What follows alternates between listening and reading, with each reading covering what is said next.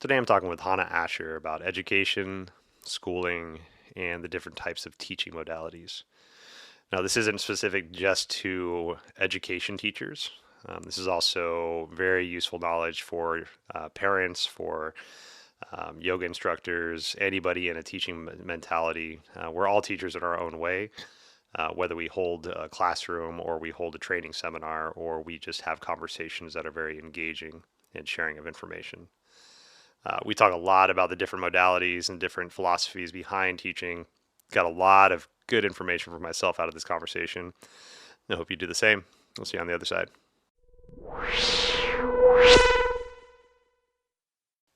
All right, welcome back to our show. Today, I'm sitting across from a friend of mine that I've known for a number of years and am really excited to have on the show. So Hannah Asher is a yoga teacher. She has her ERYT in yoga teaching, a cognitive skills coach, and also is an educational psychologist. And so Hannah and I have met through yoga teaching and just kind of in that community. And today we are going to talk about education, the different styles of education, not just education of our kids, but education as a yoga teacher, like how we teach in general. And I'm just really excited to have this conversation. This topic kind of stemmed from a previous podcast that I had with a guy named Teague Parker, and which I would still love to have him back on and talking about continuing education as well. But Hannah has just this deep well of knowledge, and has every time I talk to you about this stuff, you just light up, and you're very animated, and you're very excited about this stuff. So thank you so much for being here. I'm so excited. I appreciate that you are ready to talk about this. There's so much to it, and Yeah.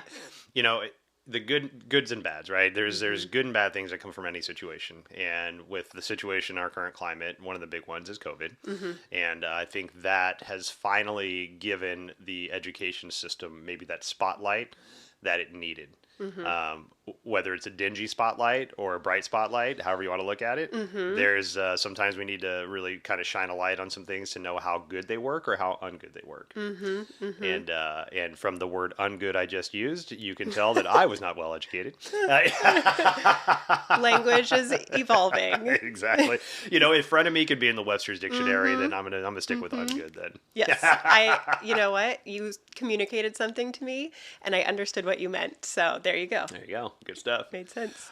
So when we were sitting downstairs, kind of going over the conversation and went in the direction, you had said that there was some terms you wanted to define first, hmm and I think that's beautiful. So wanted to define the term of education, or Sure. what were the terms you wanted to define? I thought that we could just start with what is teaching and what is learning. Beautiful.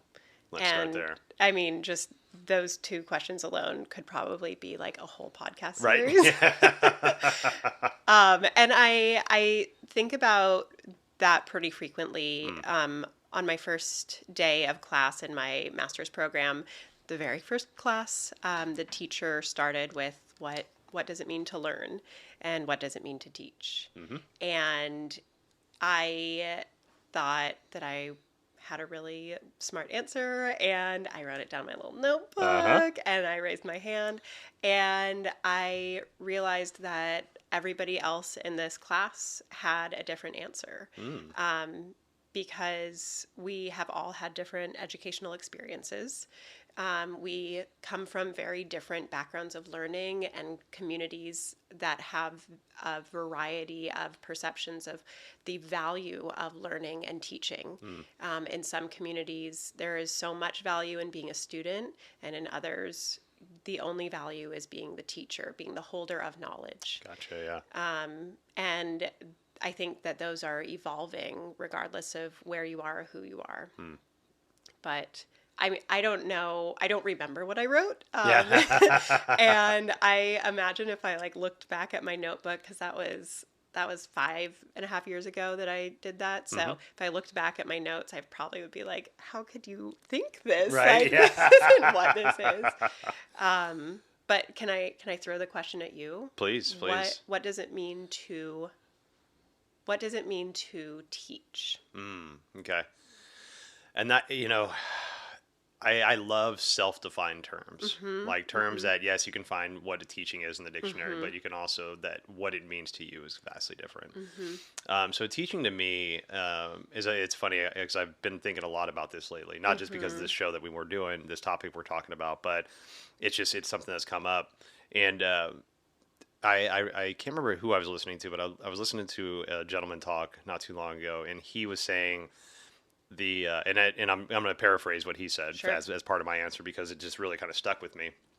And he said that the purpose of a teacher Mm-hmm. is to assess where the student is Mm-hmm. and their knowledge base, and then gift them knowledge based off of that. Sure. So, and for myself, I didn't learn how to teach myself until Mm-hmm. very, very long into my adult life. And so the way I teach myself is just digesting books, right? Sure. Podcast books, documentaries, learn as Sure. much as I can. And this has been about 12 years now I've been on that path. And about a couple years back, I finally, I realized I haven't done anything about it yet, but I realized that I was just reading to read and Mm. ingesting knowledge just to ingest knowledge. I wasn't Mm-hmm. really digesting all of it. Yeah. And I've been kind of battling with that for a while because I've gotten this great habit of reading and I love the knowledge I get, and I do have this feeling of like I'm gaining the knowledge from the books and from the Mm-hmm. stuff, but Mm-hmm. I'm not really having a lot of time to action it before I just move to the next thing. And Yes. so when I heard this person talk about the definition of a teacher, it really struck me because that the definition that the way they defined it showed me that I was right in my intuition of I'm Mm-hmm. just learning to learn. I'm not actually ingesting and understanding what I'm learning. Yes. And so that would really put me on a path to try to be open to the idea of having a teacher Hmm. to moderate the knowledge Mm-hmm. as it's coming at me and making sure that I understand it before giving me new knowledge to Mm. digest. And so Mm-hmm. for me now, that's the way I define a teacher or teaching is having a person that can kind of guide the knowledge and Mm-hmm. understanding of what you're ingesting Yeah. and how to either push on the gas pedal of more knowledge or how to hit Mm-hmm. the brakes of like, okay, we're going to just pause on this topic and you're just Mm-hmm. going to work on that topic for a while. Yes.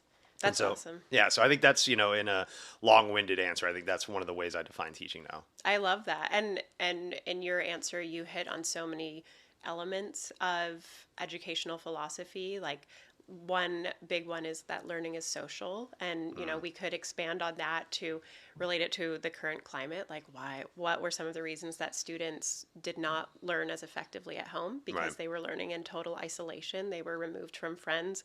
They were removed from those communal learning experiences.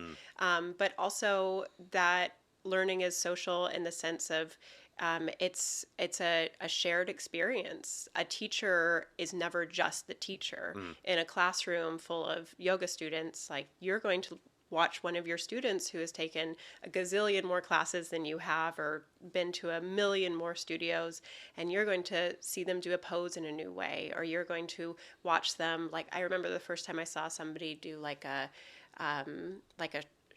chakra what was it called, like massage, where they just mm, like I had no idea what they were doing, right. but they went all the way up from their belly all the way to the top of their head. And Mm, so I was in the seat of the teacher theoretically, but in that moment in that class, I was the student. So yeah. it becomes this very mushy two-way street. Yeah. And I think another piece of that is to teach requires action. Like Mm, it requires intentional or unintentional action on the quote unquote teacher's part, but also the person in the seat of the student has to be an active participant as well. right. Yeah. I think that's such an important thing to remember is Mm-hmm. that the teacher isn't always the holder of all the knowledge. Mm-hmm. As you're Mm-hmm. teaching, you're learning too. Yes. And I think the importance of that came to me not too long ago. I was interviewing Carrie Hopperstead about her experience with Bikram yoga, or Oh, I'm sorry, cool. Baptiste yoga. Nice. And one of the overarching messages in that teacher training Mm-hmm. was, don't you ever question your teacher. Hmm. You're the teacher. You have the knowledge. If Mm. someone questions it, Yeah. basically fuck them off. And I'm like, wow, That's a way. Yeah. Okay, that's Yep. a way to do it. That's a Yep. way to look at it. But that's also a way to create isolation from that student, Yeah. and within that student's brain. You're basically taking their intuition away. Yeah. Yeah. And my personal a huge part of my personal belief with teaching is that I want every student to have a successful experience in the learning context. So that doesn't mean that everything is easy for them. It definitely doesn't mean that everything Right. should be easy, but it means that they leave whatever learning experience understanding that they are capable of learning and of holding knowledge and growing with that. And I think if you teach, that is a very interesting, that Baptiste philosophy is really interesting and one Yeah. that I am not familiar with. So I will take it with a grain of salt until Right. I learn more. But I wonder, I wonder how that applies in moments where some students are coming from um, a great knowledge base, whether Right. it's in yoga or something else. Or what about in moments where something doesn't work for that student? What if it's physically unsafe or mentally unsafe? And Definitely. Anatomically, they can't yeah, make it there. Their arms are too short to L sit yeah. or whatever the case may be. Yeah, I have Totally. T-Rex arms. I Right. can't do every pose. I learned that a long time ago. Uh-huh. Yeah. See, but the counter to that, and this is an example that I was gifted Hmm. very early on in my practicing career Hmm. of taking Hmm. yoga. I was taking a class in Tang, the Okay. mutual friend of Yeah. ours. Tang was teaching the class, and after the class, this one of the students came out and was you can tell sometimes people are just really worked up and they're Yeah. ready to just like they're ready to let somebody have it. Uh-huh. And they were ready to let Tang have it. It was too hot in there for that person. The class moved at a pace that they weren't comfortable with, whether too fast or slow, I can't remember, but just had some feedback. And the initial approach of the student to Mm. Tang was pretty aggressive. Hmm. And Tang, being the most beautifully like peaceful human being I've ever met Yeah. in my life, looked at that person in the eyes and was like, "Hey, I hear you. Give me one moment. Let me grab a pencil and paper. I want to hear what you say." And they sat down for, I mean, I was there for at least a half an hour changing and getting Hmm. ready and all that stuff. And they were still there after I left. Yeah. And so Tang sat with that person for probably an hour taking notes about their feedback and how they felt. Wow. And I talked to him a little bit afterwards, a couple days afterwards, because I'm at that point in time, I was working in restaurants. I manage teams. I Yeah. train. So I'm very familiar with that. Feedback giving and receiving. Mm-hmm. Never really seen anything like that before, especially Yeah. with an aggression like to Yeah. start it off. And so I talked to him afterwards, and he basically told me, he's like, "Look, whether or not I take that person's feedback to heart and action it, it's up to me, right? Yeah. But I'm honoring that person's humanity by Mm-hmm. sitting and listening to them." Yeah.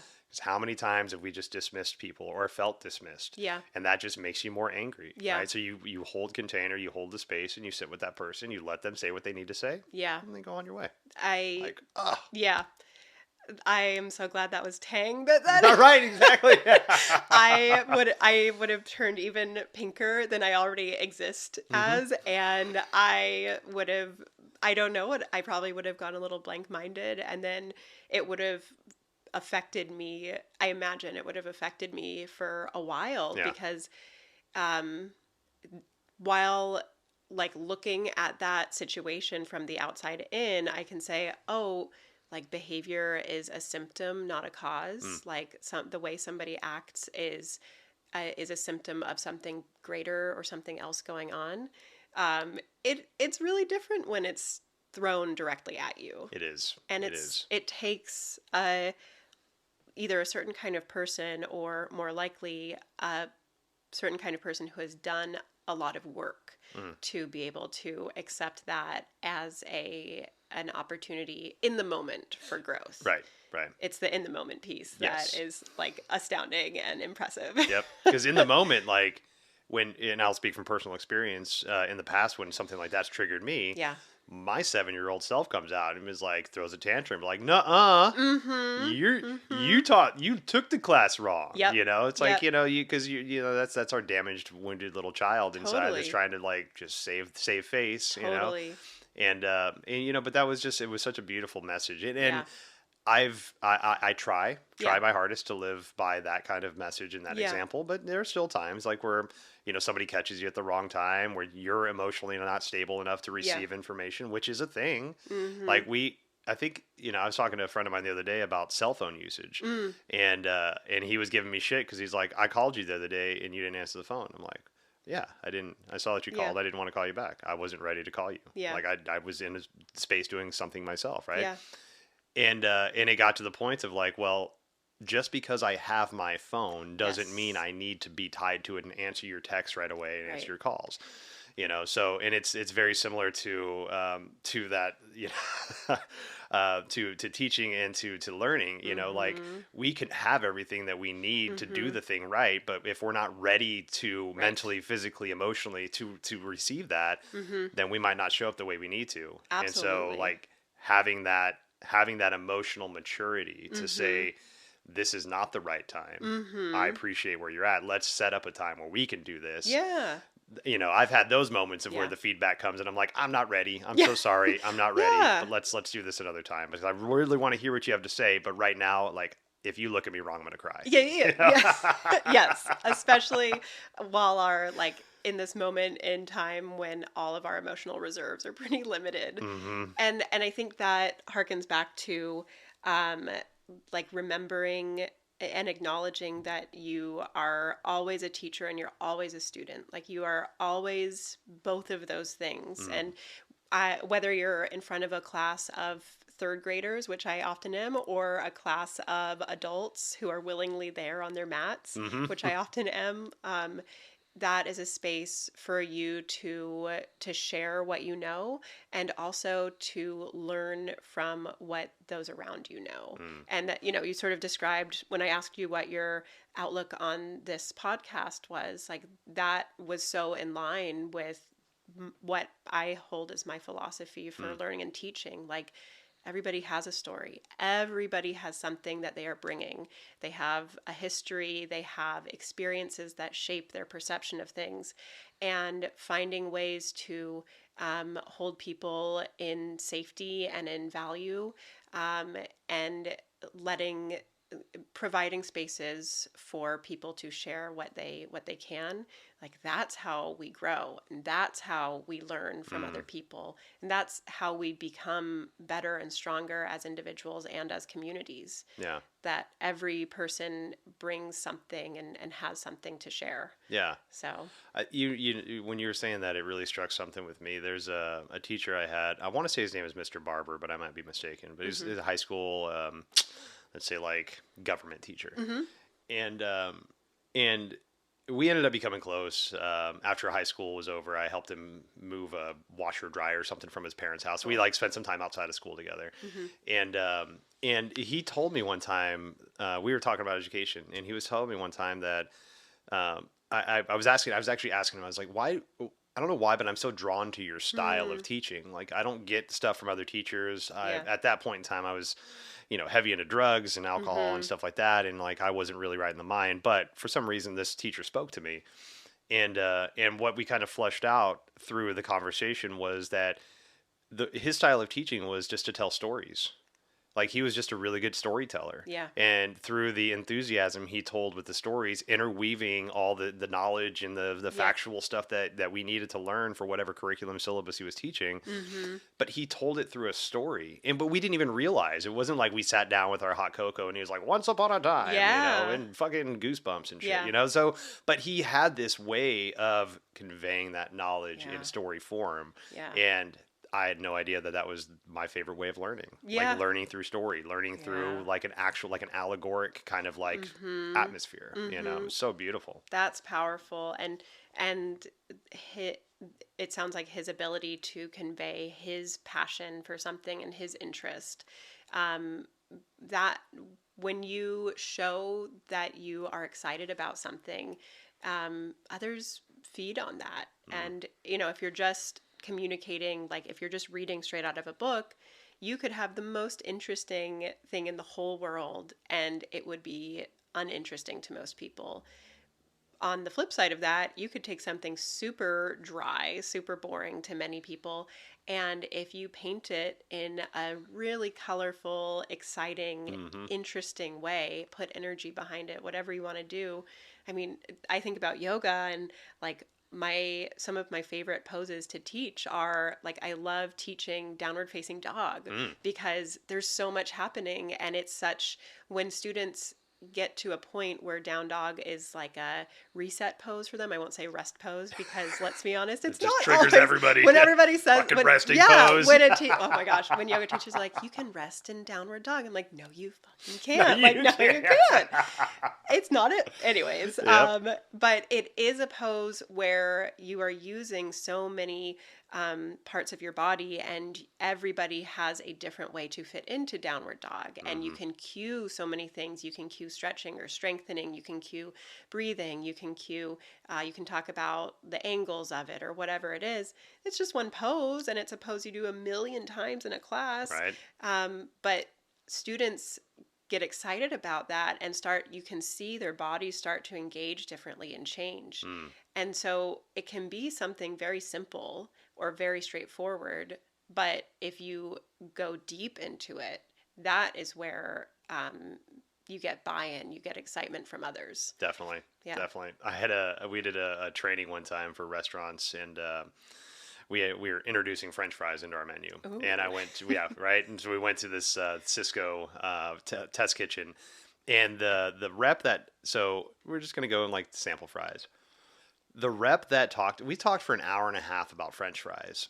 There you go. The shoestring steak fries, coated, non-coated, Yep. sweet potato, regular, seasoned, and like the guy made it so interesting. Yep. Like I was sitting there like just drooling because I'm eating French fries all day, but also like, what about shoestring fries? Why do they hot Yeah. hold for so much less time than all these? And it's just like That's all this interesting. could be dry, stupid information. Like this Yeah. guy made it exciting and made me like, That's awesome. oh, what's next about French fries? I want to learn Yeah. about steak fries. You know, it's like Yes. it was so cool. You He know, loves French fries. exactly. You know, and it's like when you find somebody with the passion. Mm-hmm. Talk to me about rocks. I don't Right. care. You're passionate about it. Let me hear it. You know, Right, let me right, hear that right. excitement you got inside Yes. you. You know? And I think that is so much of what teaching is. Like it rarely matters what you're teaching, but it does matter how and when you choose to share that information Mm. and finding a way to connect to your learners. And whether it's the French fry guy who sounds awesome He's great. or Tang as the teacher, but also as the student learning from his student Mm. and maybe learning in that moment from that experience, like, okay, is this something that is sustainable for me as a teacher? Is it helpful? Is it helpful to my student? All of these different moments where we are learning and we are sharing knowledge, we're sharing experiences and Mm. modeling what it means. Part of being a teacher is modeling what it means to be a student. So, Ah, I love that. yeah. Yeah. So so I think we've defined teaching. Yeah, Why don't we try to define learning? sure. All right. I saved that one for a second because Yeah. it's harder. Yeah, I can imagine. Yeah. Yeah, as a solid student and teacher, I Uh-huh. saved the hardest for later. Um, I will start with sort of defining my vision, my view of what school is for. Okay. At least school until you get to really through high school. Okay. And I will also preface this by saying I'm not a parent, and so I cannot speak from that perspective of having a child Hmm. and watching a child go through the educational system. But how long have you been teaching school for? I have been in school settings for like 9 years. I've Okay. been a teacher in schools for like six or so Okay. in So you've different got capacities. good I've experience. spent some time in Yeah, schools. you've got some time in there. Yeah. Gotcha. Okay. So when I talk to high schoolers and their parents about, things that are good about school, things that are tough, their concerns about grades or going to college, what I try to convey is that school up until really late in high school is a place for you to learn how to learn. It's a Hmm. place where you are given different experiences through different content areas, different teachers, different social environments. to understand how to receive information, Okay. to analyze information, and then to use that information. So it's all about communicating. Okay. And I will also say my undergrad is in communication studies. So Mm. I thought a lot about the way that people send and receive information. Oh, beautiful. Right on. Yeah, which is a cool way to ground this.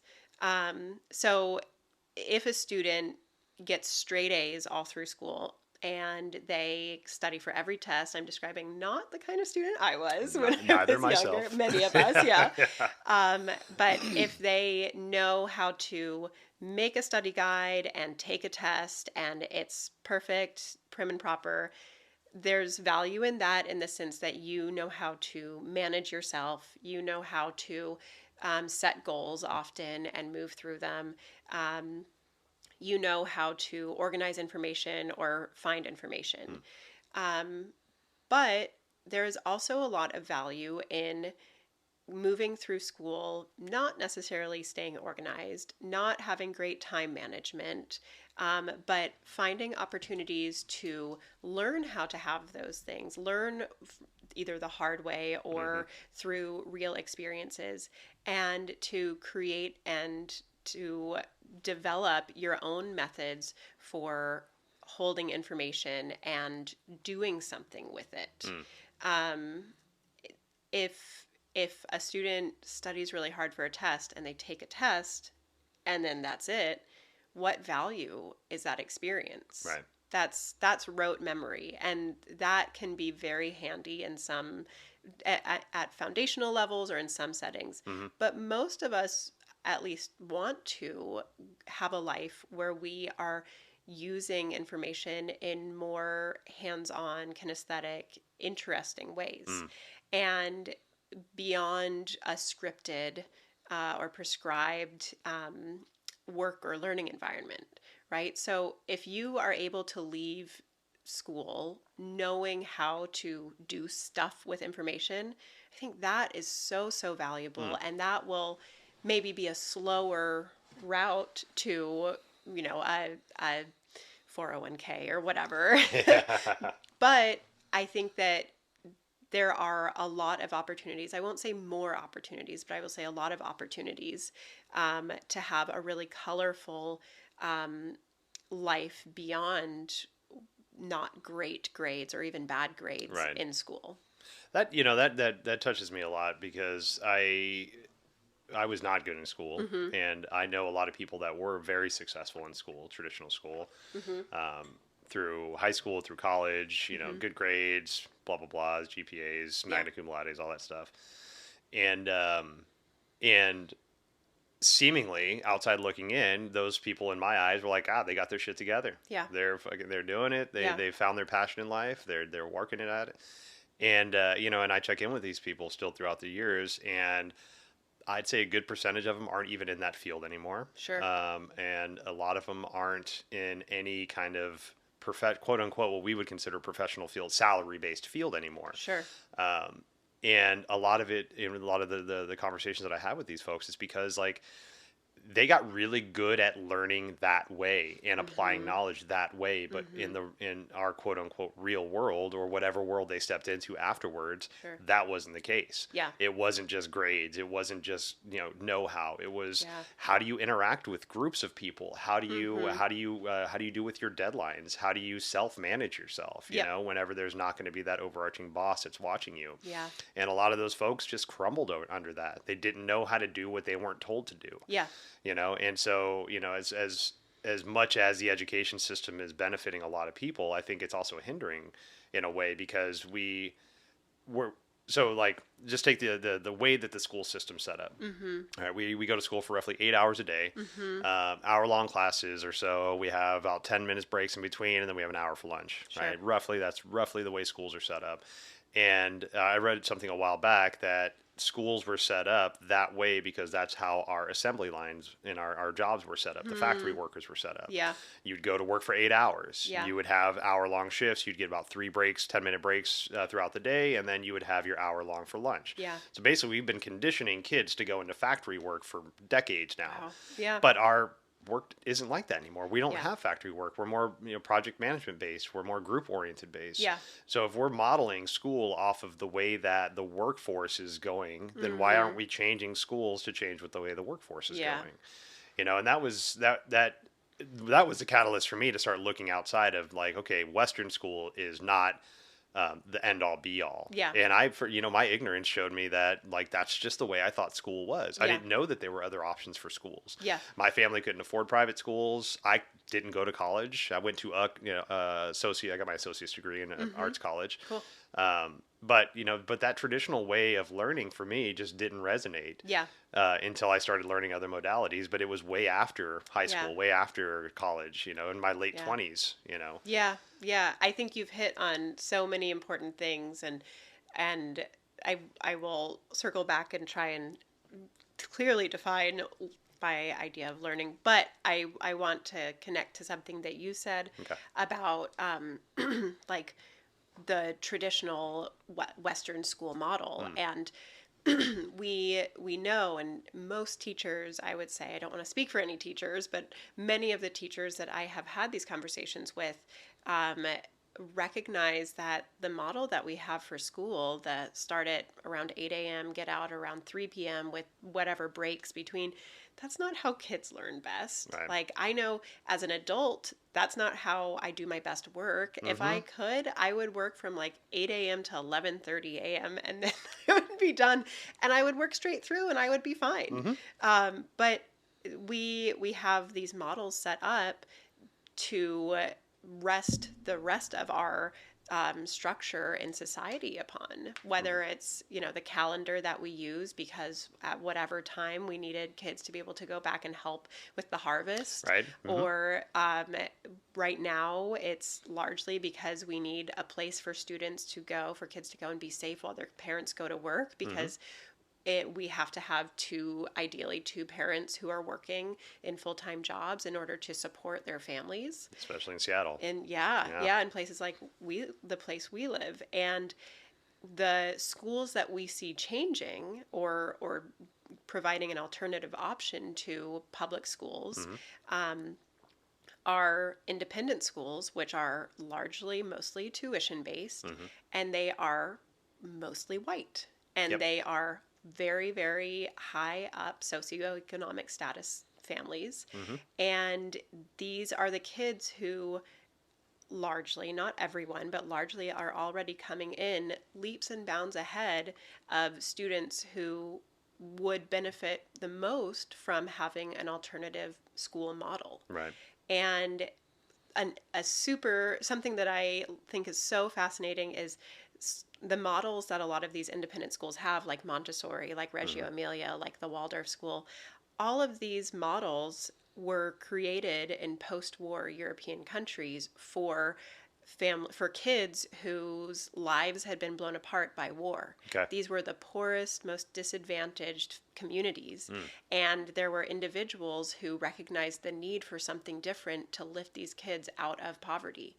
And these models have been appropriated really for kids in many societies now who have the most, who are Wow. already starting out with often two parents in a home, not always, but often parents who will read to them every night. Right. Always food on the table, stable home, they're safe, they have clothes, they have extracurricular activities, Mm-hmm. and that's just like the basic. Right. And those are the elements that we know that have the largest effect on student academic and beyond success. Right. So I think that as we think about, like, as we dream of what education could become, what it could be, and how it could have a more meaningful presence and impact on all students, considering that a lot of educational models that are striving to be closer to what we think would be best exist, but they exist for kids who are already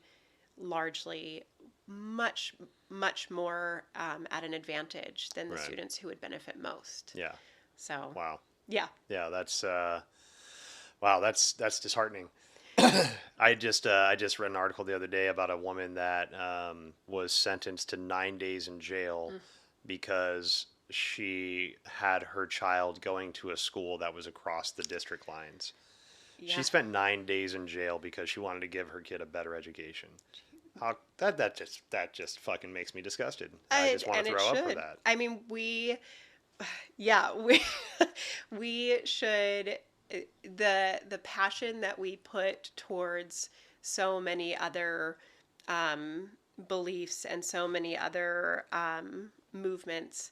Gosh, if we put just a fraction of that towards our educational opportunities Mm, for all, and the people who are trying to help with our educational opportunities, we we would all benefit right, in so many ways. right. And none of this is to say that things are hopeless, because they are not. And Yeah. I like lately there have been a lot of articles about like toxic positivity Yep. and I I'm not going in that direction. However, um, the awareness, the care that has started to expand from people being um, in first person, like from seeing what learning looks like, whether Right. it's parents who are watching their kids learn on Zoom, or teachers who are reconsidering what learning can be because of the crazy overhaul of learning over the past 2 years. Right. I think that people are really starting to say, like, we've known that this is not, that learning in this society is not necessarily ideal. We've known that, but now let's do something about it. Exactly. Like, what can we change? And if you read the like personal bios of people running for local offices, local elections, while I don't agree with a lot of them, while I have to, if I were like talking to them, I would probably hold my hand up to interject. Um, People are thinking about it, Yeah. and people are, I think a shared perspective is, we know that we can provide better educational opportunities for people. That's not saying teachers are doing a bad job, because Right. they are not, Right. because teachers are heroes does not even begin to encapsulate it. But what teachers, I would say, particularly in our public school system, what teachers do and are asked to do and find ways to do, oh my gosh, like, that is something that I aspire to understand. Right. Um, we we know that for a million reasons, we can have a future with a stronger educational system, um, and have more people in more learning situations who grow or leave those systems saying, I can learn, I can take information and do something with it, and I can be a happy, fulfilled person because I know how to learn. Wow. Yeah. And Yeah. I didn't learn that. I didn't have that statement in my head until late 20s. Yeah. And it was like it was something I feel like I had to find. I wasn't Yeah. even like gifted that idea that I could like find the way to learn, Yeah. you know. Yeah. Yeah. And I think that is so much of what learning is, which is, it's not how well you perform. It's not production. It's not, I know how to write, and so I wrote a 40-page paper. Mm, It's having an understanding of how to take information, and being able to do something with that information, whether it's in that moment or 10 years later. mm, And learning is really fluid, and it does not need to be crystal. It doesn't need to be, you learn something and that's that. In fact, it shouldn't be. It should be that vulnerability to continue learning, mm. to always be able to go back in the seat of the student. So I Yeah. don't think learning or teaching have clear definitions, Yeah. because they are the same thing and they are different things. Yeah.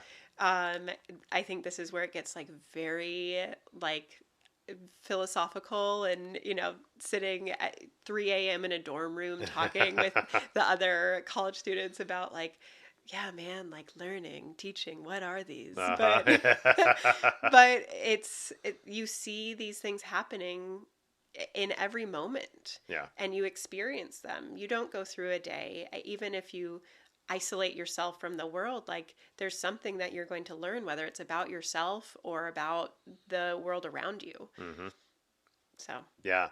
And I either, the learning process is so unique to the hmm, individual too. yeah, The fact that, we could be in the same school from kindergarten through high school, yep, and sit in the same classes right next to each other, yep, ingest the same information, but hmm, it's all going to hit us differently. yes, What we tie ourselves to, the information that we're like, I like that topic, I don't like that topic, I hmm, like this way this person teaches, I don't like that.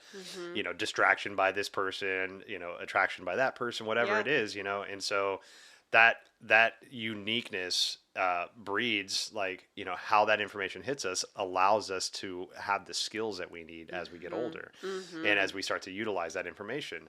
So, that for me, like basically this conversation that we're having so far yeah, seems like it should be the first thing that, or like the regularly taught or reminded to students. yeah, This is what the educational system is trying to help with. yeah, It's not just like you need to be the best at science and math yeah, and history and social studies and right, gymnastics and all this shit. It's like, how the fuck am I going to do all the things? yeah, How can I be the best at everything? right, right, Like, and that's the pressure we're putting on a lot of kids now, hmm, is that not only do you need to go and learn all the things, but you have to be the best yeah, at everything that you learn. yeah, And if you're not, in some parental circles, right, you get shunned. right, right, That's absolutely. it's a really tough thing for a developing psyche to try to like understand and maneuver through. Oh yeah. Oh, and I imagine it's hard for parents because many parents just want to set their kids up to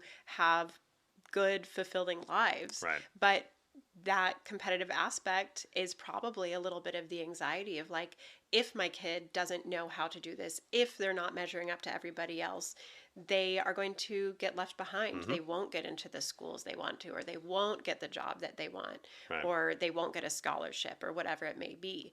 And learning and competition should have no place in the same room. Mm. Like they should not go hand in hand, but they so often do. Yeah. Like who gets the top grade in the class, or who gets to go to the top school. Right. That doesn't mean that that kid is going to be more successful in learning. That means that that kid might have more opportunities to learn because the opportunities have been given to them because of the status of whatever they win. Right. But competition is not learning, Yeah. right? Um, yeah, and that touches so much on some ed psych philosophy theory about like the ideal learning environments for students. Okay. There are students who are pushed to be performance minded, meaning how do you do on this test? Hmm. Do you produce the most work? Okay. Do you have the easiest time? So, students who move through learning like that, and students who move through learning with goals that are closer to like, what am I learning? How can I grow? The more experiential side. Mm. And in studies, the students who are the latter, the second example, are the students who tend to perform better on assessments and exams Okay. if we're measuring these things. Yeah. And I mean, that now we can go on to, I could go into like a million tangents about like all of these theories, but things like growth mindset, which is this idea that learning is fluid and Hmm. learning is like there's never like a failure in learning. It's you if you do something and it doesn't go well, or if you don't understand it, if you add the word yet to it, like, oh, I don't Mm. understand how to do multiplication yet, Yep. like you continue to grow. Um, Teaching that to kids, especially kids in like highly competitive learning environments, um, that impact that it has on the way students learn, but also the way that they allow themselves to be vulnerable to learning is almost immeasurable. Right. And then it connects to things like grit and resilience and positive self talk and positive mindset, self efficacy, self regulation. Like it's simply allowing yourself that vulnerability to learn and to make mistakes and learn from those. Mm-hmm. To have teachers who will model that, like, oh, I'm writing on the board, oh, I misspelled this word. I'm going to look this word up and make sure I know how to spell it. And showing that to your students, those are the things that set our students up to be most successful. Mm. I see when I was going through my master's program, I was also going through my yoga teacher training. Oh, And just stacking it so, all in yeah, there, huh? yeah, Good Lord. I was very lucky. I was Yeah. very lucky. And I guess I was like just finishing up my teacher training and then starting to teach a lot and eventually starting to lead teacher trainings. But it was this really incredible overlap of like in my program, like learning what learning and cognition was. Mm-hmm. And my area of specialty is learning, cognition, and motivation. So, how do these three things factor into education? And watching all of this in real time in a yoga studio and a like fairly traditional or fairly typical Western like urban yoga class, Okay. 60 minutes, Mm-hmm. vinyasa or hatha, whichever you want. Those are like perfect snapshots of an educational model. Oh, interesting. Okay.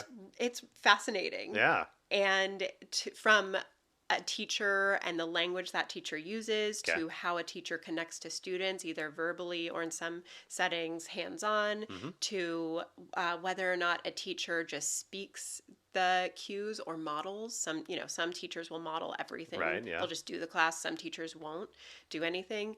To differentiation, like in half pigeon, you can go all the way into half pigeon. You can use a ton of blocks. You can stay upright on your hands, but Mm-hmm. showing and demonstrating to students that there are different levels and they are still succeeding as a student in that pose. Right. Yeah. In breaking down poses and being explicit. Being an explicit instructor and saying, here is how to do this, and here is what you're looking for in the experience of learning in this. Right. Yoga classes are like rich with I never thought about it like that. yeah, that is probably where I nerd out the most, where I'm like, this yoga class, Yeah. like this is what education is. Hell yeah. Yeah. Oh, so and that brings to me like, because in a yoga class, I'm trying to like draw a correlation between the two, because like in a yoga class, we're a little more contained with the size of group, Mm-hmm. but there's also that, I mean, that maybe that's more recent thinking because we can only have limited amounts of people Mm-hmm. now. Mm-hmm. So with a like a classroom style class, like Sure. teaching individuals, um, do you think it's maybe the size of the class that might get in the way of having those kind of moments like you're talking about with the yoga class and the yoga teachers, whether a traditional student and educational system? Mm-hmm. Mm-hmm. Do you think it's like class sizes that get in the way of public schools being able to Mm-hmm. have that kind of attention to give to the students, or is it the expectations or lack thereof put on the teachers from the school system to teach a specific way? Hmm. That's a great question. And I'll start by saying I don't currently teach in a public school. So Okay. um I would look to public school educators Okay. to be more expert in this. Okay. But my partner is a public school teacher. My best friend is a public school teacher, Mm-hmm. and so we talk a lot about all of this. Yeah. Um, and I would say my understanding from them is the things that are most challenging are class sizes, Yeah. often are the hugely diverse needs of the school community. Mm. And as one teacher, sort of having to be able to play all these different roles of teacher, but also sometimes a bit of social worker, sometimes a bit of mediator, Right. Yeah. tutor. I mean, so many different things. And now we add things on like tech guru and Right. yeah, entertainer, babysitter. I think that there are so many pieces that make it complex, Yeah. and I wouldn't say that it's because there are too few expectations put on them. I would say it's because there are too many. Okay. Because they are, I mean, one adult for sometimes 30 or more students. That's crazy. That's crazy. Yeah. And that was that number existed before our current like traumatized climate. Yeah. Like kids are coming in having lived very traumatic experiences, and teachers too. Teachers have been through a certain level of trauma. Right. And we don't know how to help. Like, we're not experts in supporting um, trauma situations. And so you add the like very interesting and odd regression of like social skills and learning Right. skills from kids being at home and isolated. Mm-hmm. I mean, a lot of kids in all of the good that their families have done, and really like miracle workers that families have become, a lot of kids are like frozen in time to they're still acting like they were acting when they left school when COVID hit. Right. Um, we know that aside, we know that two of the greatest factors of academic success and beyond are whether or not a kid has what we call a culture of reading at home. So, are there books at home? Do they Mm. have a parent or siblings reading to them? Okay. Are they picking up books and looking at them? That's not like, are they reading Harry Potter at 4 years old? Right. It's just, Yeah. do books exist in their world? Uh-huh. And that is hugely significant. And you know, if you think about like, do parents have time to read to them? Do parents know how to read? Can parents afford books? Do parents have time to take them to the library to pick out books if they can't afford them? Right. That sort of stuff. And the other factor is classroom size. So when we look at an independent school, the average independent school classroom size is like 16 to 17 or 18 students. Okay. And these are like rough numbers. I'm not quoting anything They're Gallup polls directly. over Yeah, here. Yeah. Right. exactly. That would be very impressive if I came in like, here are the statistics. But public school classes are often 25, 30, sometimes 32 or 33 kids. And I mean, right now we have a teacher shortage. Like, we Right. don't have substitute teachers. We have a lot of teachers who are understandably leaving the profession. So who knows what impact that will have. Right. So again, like the educational, what we might call educational inequity, like the kids who are um, already set up to be successful in school because of parents who are involved, parents who read to them, food Right. on the table, etc., and are in independent schools where they're in a really homogenous setting surrounded by other kids who have lives that look a lot like theirs. On top of that, their classes are smaller. Right. There are often half the number of kids in their classroom than there are in the next door public school. Right. So that is a really concerning gap. Yeah. Gosh. And then you also get the increased pay probably on top of that because they're tuition based schools that they can pay the teachers more. So they're Yeah. in theory pulling teachers that have better educational opportunities, to get in there and to teach their kids. Yeah. Yeah. So yeah, it's so interesting that style came from like post-war Yeah. Europe where like we need to do something for these kids, and now it's like no, we need to like just do something for these specific kids. Yeah.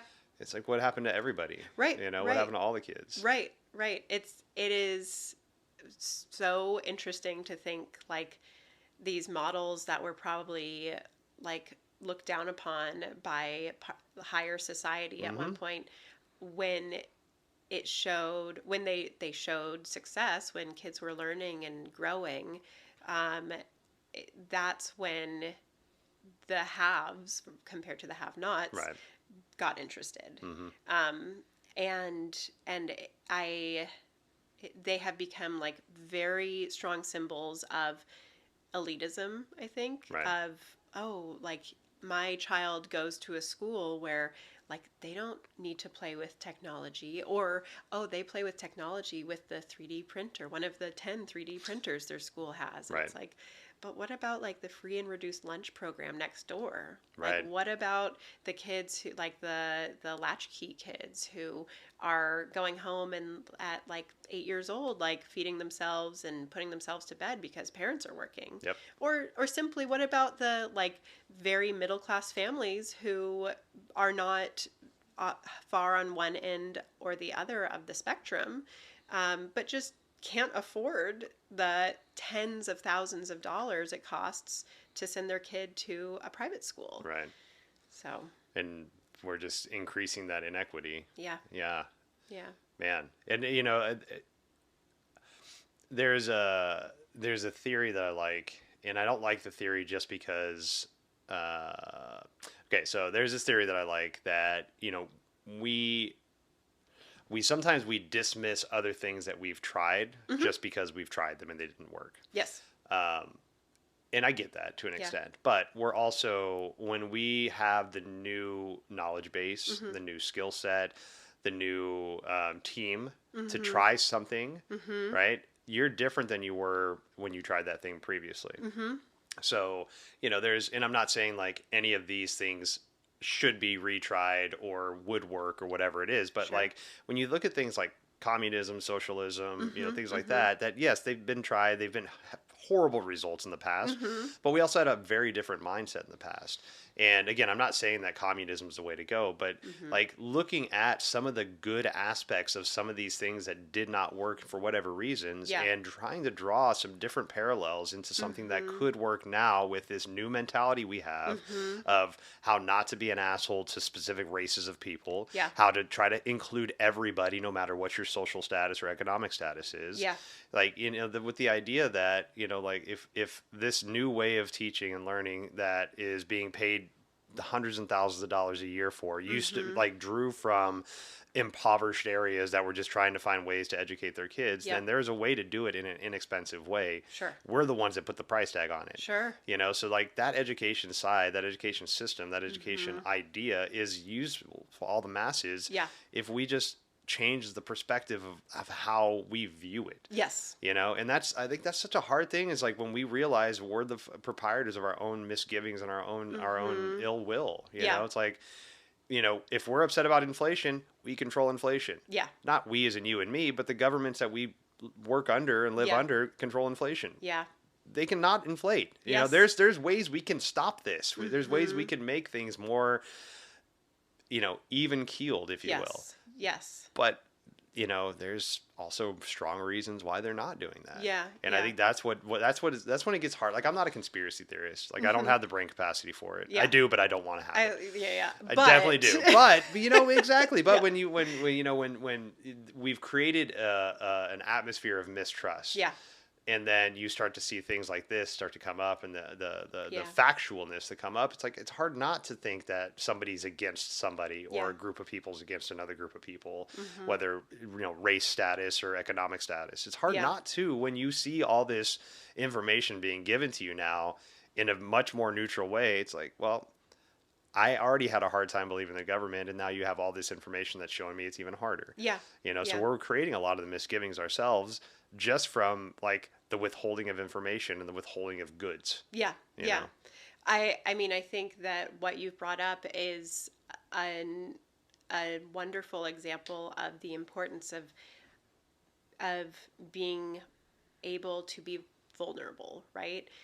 We have so many systems and structures that exist because of people protecting themselves and trying to maintain some feeling or existence of power. And I mean, that's why race is still rampantly powerful in society, race and racism, because white people created a way to hold power and maintain their financial statuses. And that's why Like toxic masculinity is still so Mm-hmm. powerful. That's why, there are a million examples that we could look at. Yep. And that's also why it is so important for us to see ourselves as students and teachers and active participants in learning and in growing. Mm-hmm. And learning, I mean, we have already covered this, but not explicitly. Like, learning reaches far beyond a classroom space.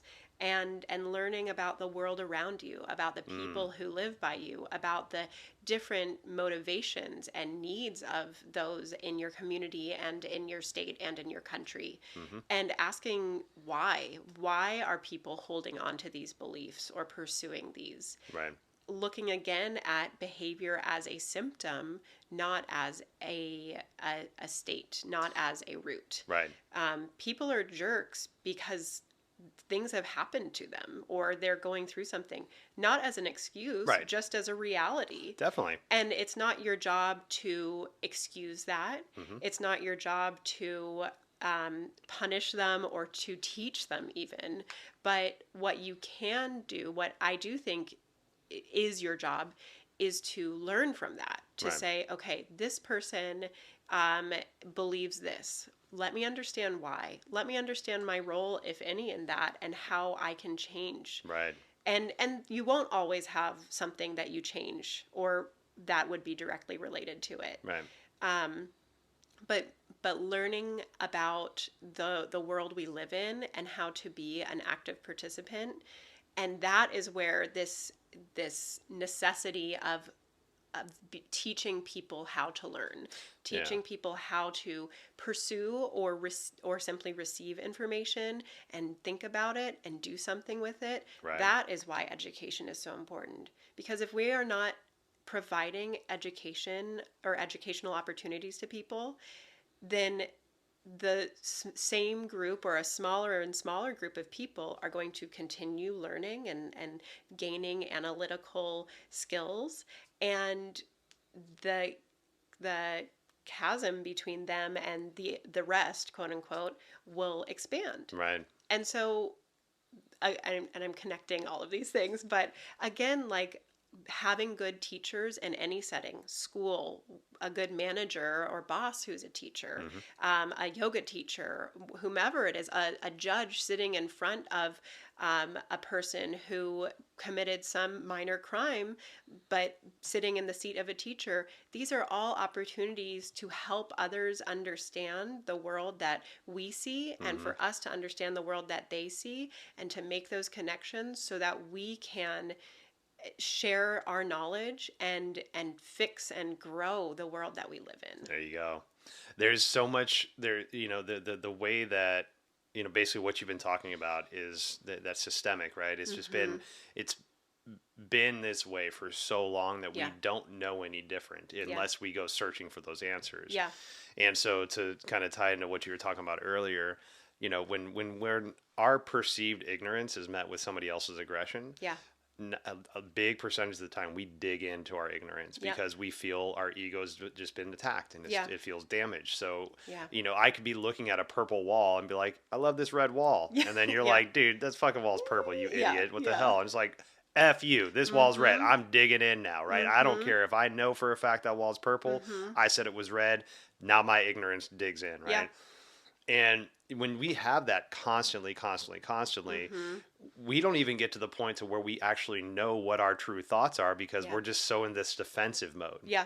Yeah. I was introduced recently to a term called steel manning, Okay. and it's a term they use in debate. So there's two terms. Straw manning Mm-hmm. is the attacking somebody at their weakest point of their Okay. argument. Let's say I get passionate about whatever subject that I'm talking about, Mm-hmm. and through that passion, I start to stammer a little bit. Maybe I lose my Mm-hmm. train of thought, but I'm still trying to get back there. And since we're in a debate setting, you being the counter debater could have that opportunity to be like, I'm going to capitalize on your fumbles and Yeah. your foibles, and I'm just going to attack you. Yeah. That's straw manning, right? Attacking somebody at the weakest point of their argument.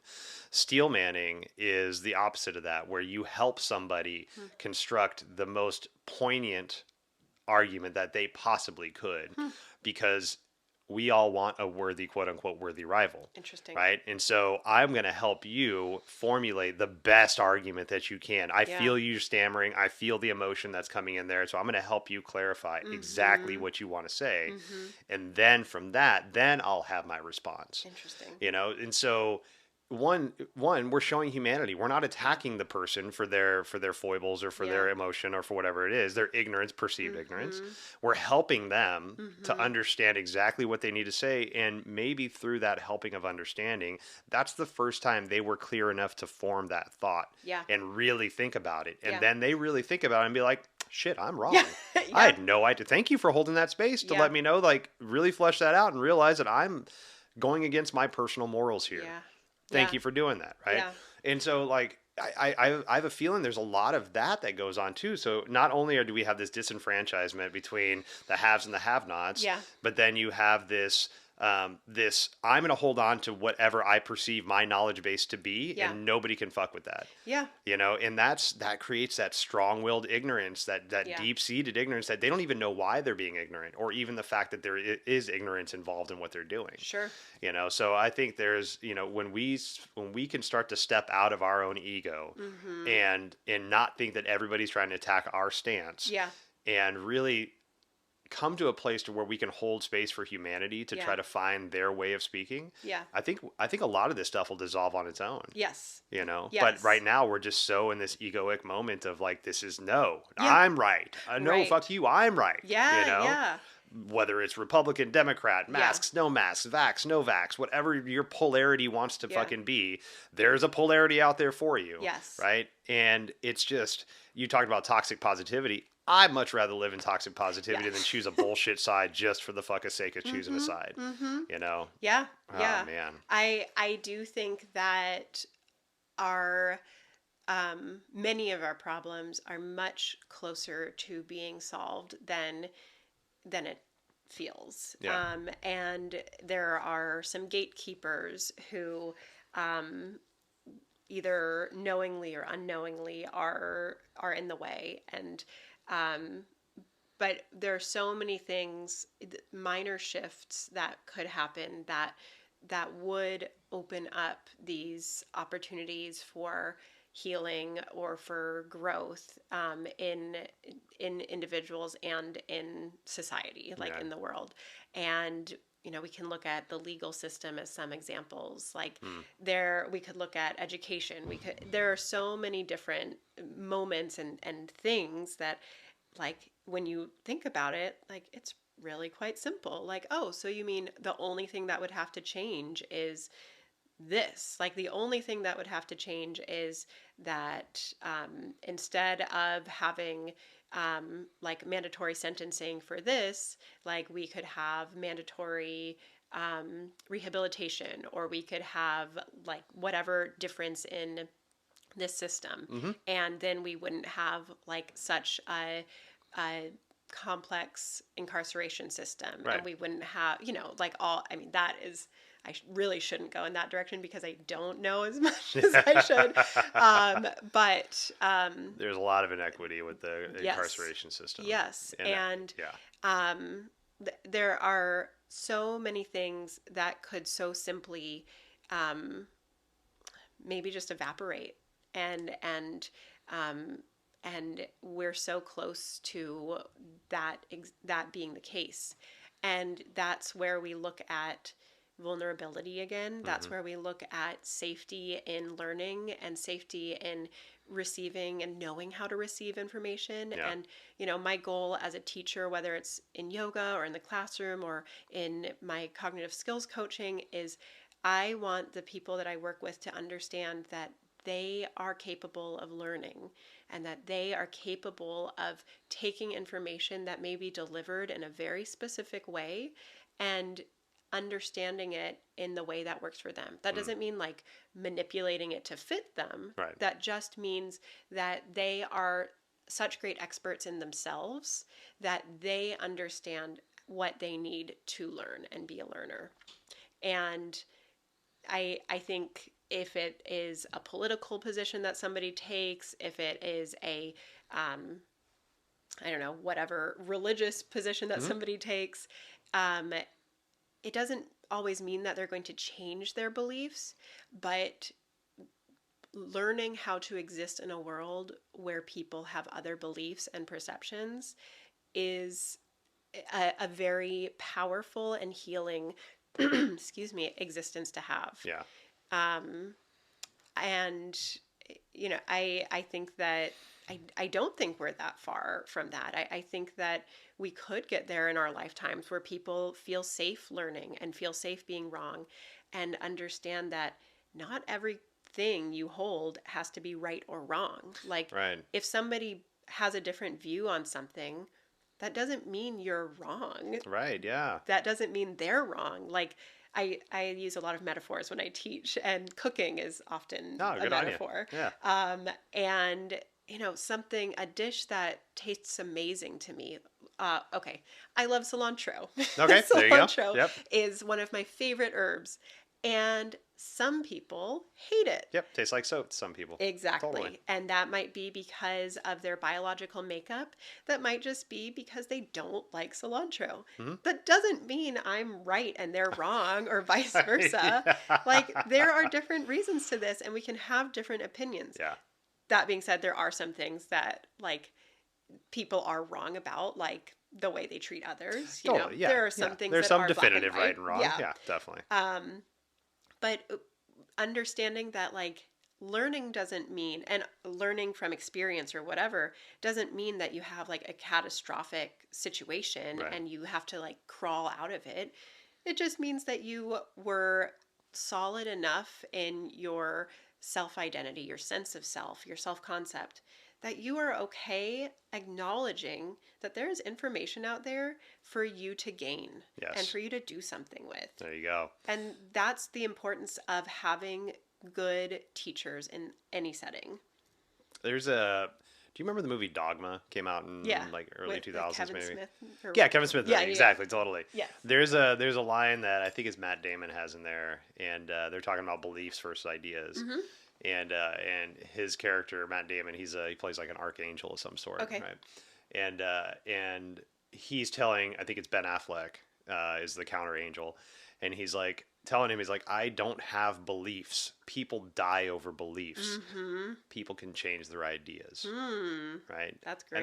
And dumb movie, great. It was a great movie. I love that movie, but it's Yeah. dumb, stupid comedy movie. But it's such a I loved that Yeah. message, and that stuck with me for almost 20 years now. Yeah. That like I don't, and that just that proves goes to prove the fact that like I don't know. Yes. I have no idea. I have good understandings that make Yeah. sense to me, but I don't know. No. Right. And even like if things like quantum physics, like the things that we think we know, Yeah. the smaller we start to look at things, the more things aren't doing what we think they should be doing. Yeah. Like when you look at a particle from from just a regular microscope, the particle's doing its thing. It's got atoms, it's got neutrons, it's got protons, it's got all the things, right? Yeah.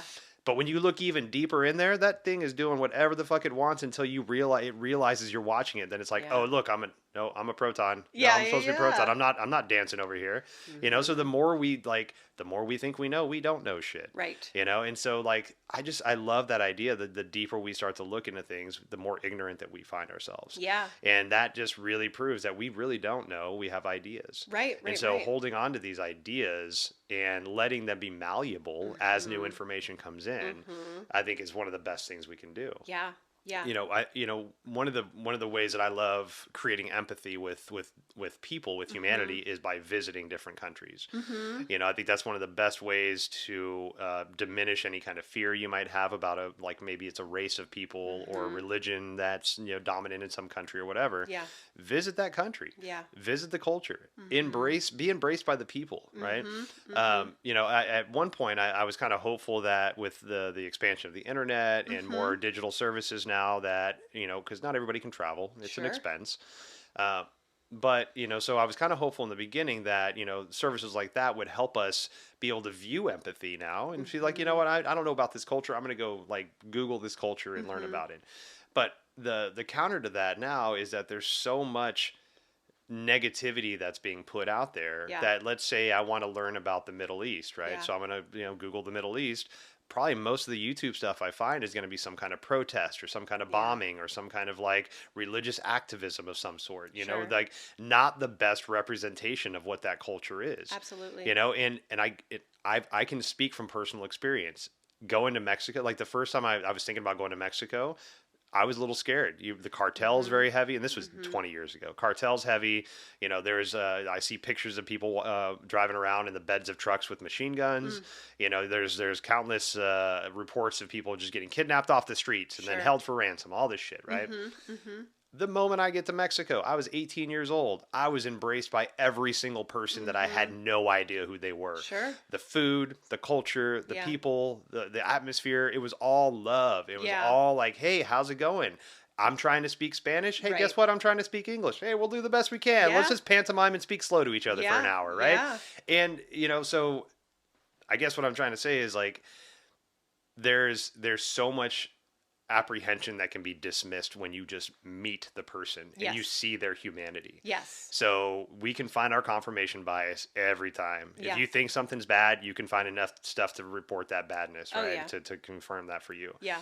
But if you're really scared of a person, of a group of people, of a religion or Yeah. something, go immerse yourself into it. Yeah. And it will dismiss yourself 100%. Yeah. Like you will not have that fear anymore. Yeah. You'll Yeah. be embraced. Yeah. If you're open to learning and open to growing. Yes. And again, vulnerability, like Mm-hmm. have that space. And I mean, I will acknowledge, like, as like middle class white people, we we are privileged to be able to sink into that vulnerability Right. more easily and more safely than many people. Mm-hmm. That being said, like, what if a lot of the other privileged white people were sinking into that vulnerability too and saying, Right.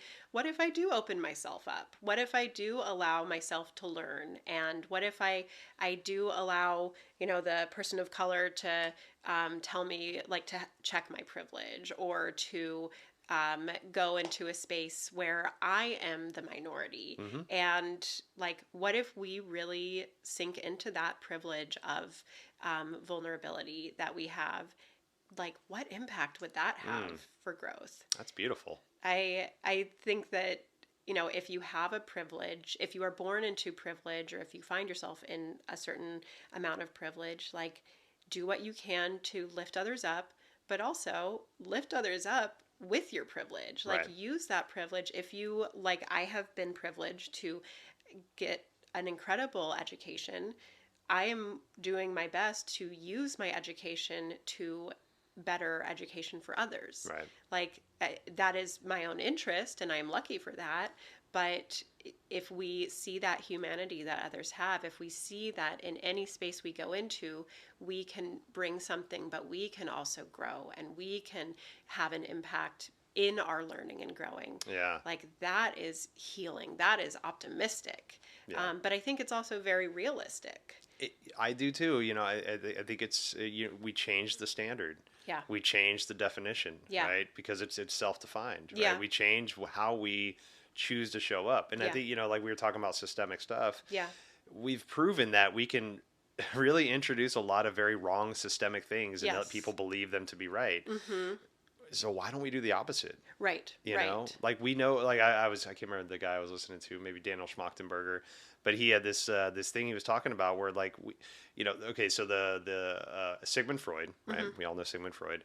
His cousin was also a psychologist back in Okay. the 30s, 40s, right? Mm-hmm. And a lot of the information that Sigmund Freud was learning, his cousin was learning as well. Interesting.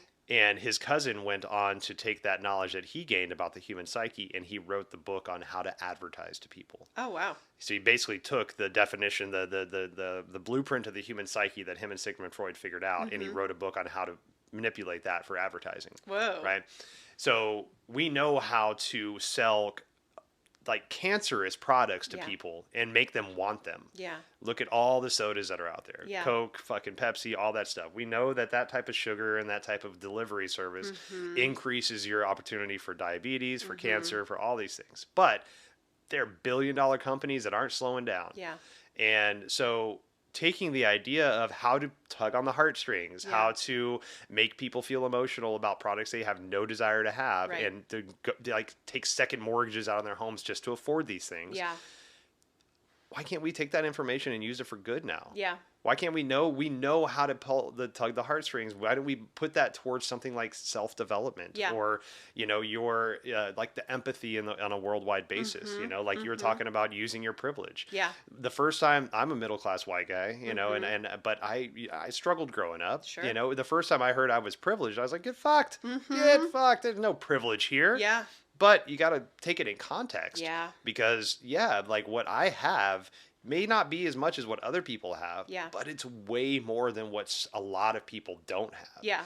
And so to that point, like it's readjusting your perspective with that, Right. and Right. saying like, well, you know what, I do have this, and Yeah. I can survive without part of this. So Yeah. why don't I maybe give that, or just like the knowledge base, or the opportunity base, or the helping hand, Yeah. the holding of space. Yeah. There's so many things that somebody with perceived privilege can do Absolutely. outside of monetary value Oh, to yeah. help somebody. Oh, yeah. And so yeah, that was a big ego moment for me to get past that and be like, oh, got it, okay, Yeah, yeah, got it, yeah. understand what privilege means. It doesn't mean Yeah. like I got all the things. It's just Yeah. more than some, less than others. But I imagine that you had to be able to be open to that. Like an alternate universe version of you might have just dug in your heels and said no. Yep. And like whether that is because it would shake your self-concept too much, because you were afraid of losing that privilege, Mm-hmm. whatever. Like there's a different version of you in a different universe that didn't accept that and Yes. would not learn from that. Yeah. And for whatever reasons, maybe you don't feel safe in acknowledging that there's more for you to learn, Right. or that maybe somebody else is right and you're wrong. Yeah. But that, like, acknowledging that comes from a comfort with vulnerability, Yeah. and a self-compassion with being wrong, or not even wrong. Let me throw that word out, but like with still having room to grow, still having growing to do. Yeah. And I mean that we keep coming back to that like we are still students at every point in our lives. Like we are still learning, and Right. somebody can take 10 yoga classes a week for their entire adult life, and they can still go to a like basic foundational vinyasa class and learn in that experience. Most Like learn definitely. in that class, and they might learn more than they've learned in other classes. Yeah. That's why it's important for us as teachers to understand the seat of a student, to understand where everybody is coming from, and to keep that compassion in our approach. Yeah. And when I was in grad school, I did a project. My capstone project was about mindfulness in learning, and I looked at how it impacted self-regulation, stress and anxiety, and general well-being. And the common factor that mindfulness brought to all of these things, and the critical factor, was self-compassion. And if you are not practicing self-compassion, if you are not practicing forgiveness and understanding and patience and vulnerability, then reaching higher levels of well-being and lowering stress and anxiety and depression, and having stronger self-regulation, it's not going to happen. And if you are, aside from that, like if you're going through the world unable to be compassionate with yourself, that you are still growing. Yeah. And you can be both imperfect and brilliant at the same time. What growing are you going to do? What are you, and as you do grow, how painful is it going to be? Right. Yeah. It's not going to feel good to hear over and over again that you have growing to do, and for you to hear to interpret that as, I'm wrong, I don't know anything, Right. I'm an idiot, I should know this. Like, Mhm. forget about those things. Just accept it, learn Yep. from it, do something with it, be a student, because that's how you are going to become an expert. Yeah. That's a beautiful message. We're so hard on ourselves and I would say a good half of us, if not more, probably on a safe side, probably way more than half of us, don't even realize how shitty of a person we are to ourselves. Yeah. There's a book that I read a while ago by Kamal Ravikant. It's called Love Yourself Like Your Life Depends on It. Okay. And his practice is teaching us self love again. Hmm. And so on all of our mirrors, we have written "I love you" in lipstick, and it's to remind ourselves to when we look at ourselves to tell yourself you love yourself. Yeah. And so a little thread from that book, he talks a little bit about keeping promises to yourself. Hmm. And as small as, like, let's start with the small thing, like I'm going to go to yoga today, Mm-hmm. and I woke up this morning like, I'm excited to go to yoga. I'm going to go to yoga. Yeah. Halfway through my day, I'm like, oh, I'm getting tired, about that yoga Mm-hmm. thing. And then like 4 o'clock hits, and like, shit, I got an hour before yoga. I'm just going to take a bath instead. Yeah. So you've just lied to yourself. Yeah. You've promised yourself something and you've lied to yourself. Yeah. If you can't keep promises to yourself and trust yourself, how Mm-hmm. are you going to deeply trust everybody else around you? Mm-hmm. Because Mm-hmm. we're the ones that know ourselves best. Mm-hmm. And if we can't honor ourselves, how are we going to honor somebody else Yeah. when we don't know them like we know ourselves? Yeah. And that was a big thing for me. It was like, oh shit. Like, Yeah. and when COVID hit, and a lot of people's jobs were taken away, whether Sure. they lost them or they were just put on pause for a little bit. There was this rampant idea of everybody's going to become fucking lazy, Yeah. right? So we're all on some kind of support from the government now, whether Yeah. it's unemployment or food stamps or something, and we're all going to become fucking lazy. And it wasn't that I'm worried about me becoming lazy. Yeah. It was people worried about other people. And it shows that blatant, I don't trust humanity. Yeah. I trust myself, but I don't trust you. I don't trust what you're going to do with this free money, but I know that if I watch Netflix and smoke a joint, Yeah. I'm justified. Yeah. Yeah. Yeah. Because later on I'm going to go mow the lawn and then do something else. But Sure. you're just going to watch Netflix and smoke weed all day. Yeah. So get fucked. I Yeah. don't trust you. Yeah. And that was a big one for me because I love ideas that are outside of the box, like we're talking about education, things like universal basic income. Don't think it's the end all be all, but I like the idea. I like Yeah. the generalized idea. I like the people that are thinking outside of the box about Yeah. ways to um, compensate humanity for technological unemployment. Mm. Like that's Mm. that's a facet of it. The Interesting. more that jobs are getting taken by algorithms or artificial intelligence, which Yeah. is the way things are going. Like Yeah. we're gonna have to find a way to compensate for people because not Yeah. everybody can just be like, oh, I was a truck driver, now I'm gonna become an author. Right? You Yeah. can't just fucking pivot like that, right? Right. Right. And so, when we have these ideas of this mass idea of humanity having to find new ways to make a living to Mm-hmm. still feel like they're valued in society in some way, Yeah.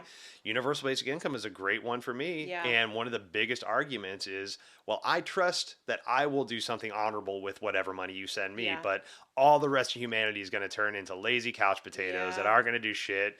It's going to implode. We're all Yeah. going to go to hell.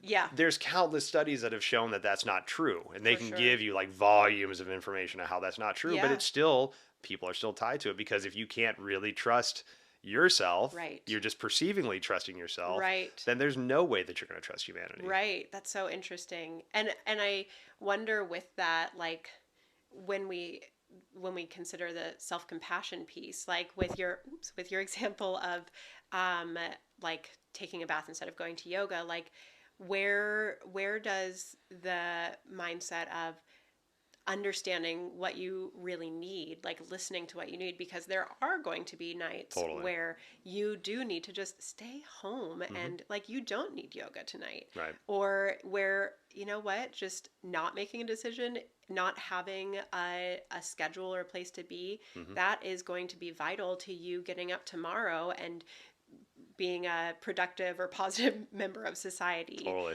And I think the like self-compassion comes in with like being patient with yourself, being understanding that sometimes you're going to make a plan and you're not going to follow through, and that is the best way to take care of yourself. Right.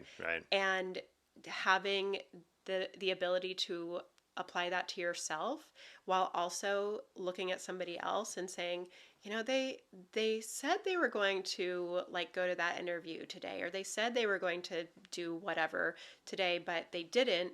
Like, what first of all, like, does this really affect me? Do I need to care? Right. Beyond, like, is this person okay? And second of all, like, why? Like, going back to that question, like, ask why. Hmm. Ask yourself or them if it's appropriate. Right. But again, like, everybody has a story. Hmm. Everybody comes from somewhere. Everybody has needs. Yeah.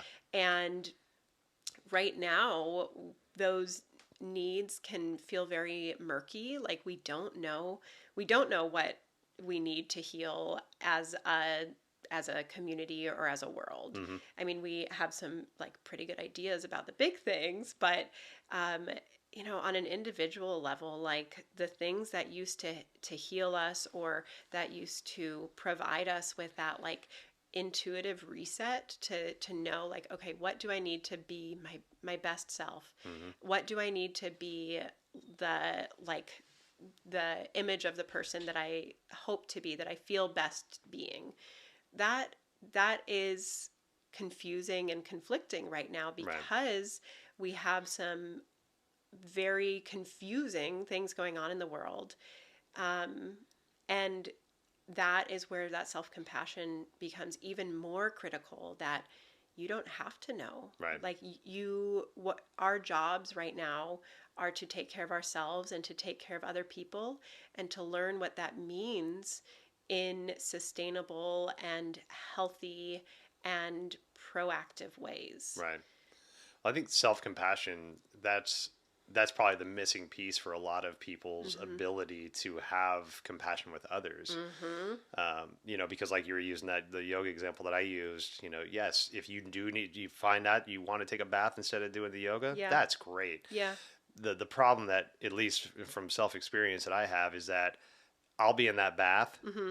beating myself up for Yeah. not going to yoga, Yeah. and be like, God, I'm fucking lazy. Why didn't I just go I could be doing chaturangas, right? I could be in an inversion, Yeah. and it's that self-loathing Yeah. cycle, that shame and that guilt of like, Yeah. God, I didn't do the right thing. I didn't do the right thing.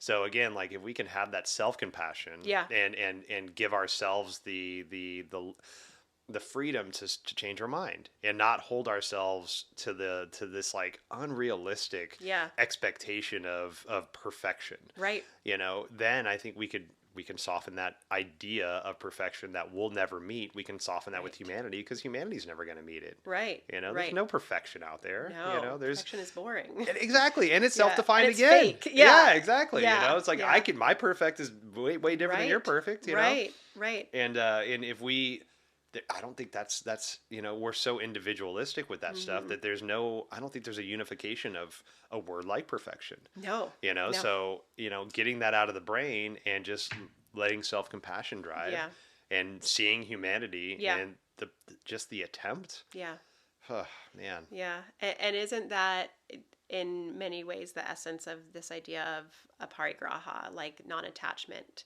Mm, like, sure, to physical things, but also, like, non-attachment to what you think should be, what you think you should do, or how you should act, or how you should look, and non-attachment to information being um, crystal, right? Like, you are open to receiving information as you move through the world, and you're open to sharing information. You don't have to hold on to it as if it's like a precious gem. right. Yeah. Like, you share that information, you are not attached to it.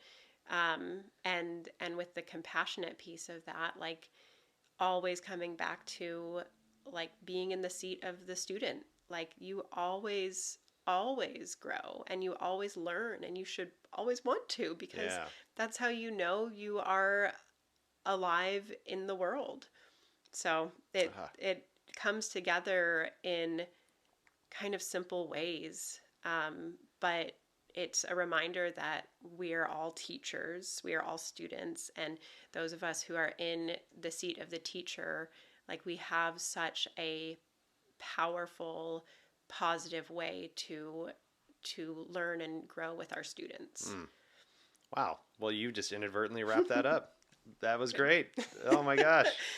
Good. Well, this conversation was beautiful. I thank you so It's much. really fun. Is there any kind of final parting thoughts? Anything you want Mm, to, little nuggets actually, you yeah. just dropped a lot of nuggets on there, but anything you want to leave with Oh us? man, I mean, I this was super fun. This was it's I think it's been a while since we've had a chance just to talk It's been a about it. while. Yeah, yeah. Totally. Yeah. And I love being able to do this, and I just hope that anybody who hears any of our conversation or hears about this conversation like takes that as an opportunity to look at the ways that they move through the world as a teacher and as a student, and how impactful that can be, Mm, because you know that that sharing and receiving of information is the thing that connects us. love it. Yeah. Love it. We're forever students. We're forever Hmm. teachers. Yeah. Love that. Yes. Well, thank you so much for your knowledge and Sure. this time. I would love to have you back, I and would we can love just that. continue that conversation. So, Yes. thank you Yes. so much. Anytime. Thank you. This was Uh, so fun. yeah. All right. Y'all have a great night. Thank you so much for spending time with Hannah and I. We will leave links and information in the show notes for you to follow and to reach out to us if you need anything. Please like and share the podcast and leave comments. They're very, very helpful. Obeisance and love to you all. Thank you so much. We'll see you next time.